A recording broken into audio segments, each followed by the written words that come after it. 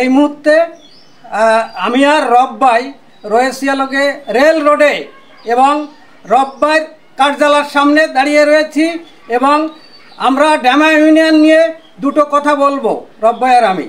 এবং আমার নাম হলো মল্লিক নাসির, আর আমার সাথে যে আছে রব্বাই, ওনার নাম হলো রব মোল্লা। উনিও মিডিয়া কর্মী, আমিও মিডিয়া কর্মী। এবং আমাদের দুজনের বাড়ি ড্যামা ইউনিয়নে এবং একই ইউনিয়নে দুজনের বাড়ি জন্মস্থান। এবং আমাদের ইউনিয়নের বিশিষ্ট আইনজীবী ডক্টর টিপু ফিরোজ আজাদ সাহেবের একটি প্রজেক্ট আছে বাঁশবাড়িয়া মৌজায়, এবং সেই প্রজেক্টটি 5ই আগস্টের সময় যেরকম সারা দেশে লুটপাট হয়েছে, তার প্রজেক্টটিও ওইরকমভাবে লুটপাট হয়ে গিয়েছে এবং আনুমানিক 10 কোটি টাকার সম্পদ লুটপাট হয়ে গিয়েছে।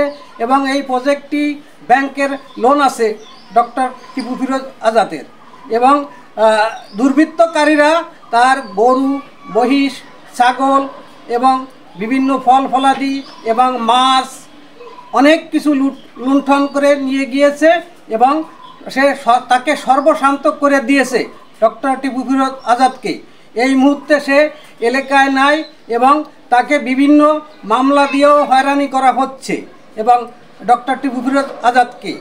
এবং আমি মল্লিক নাসির, CNN বাংলা টিভি, বাগেরহাট।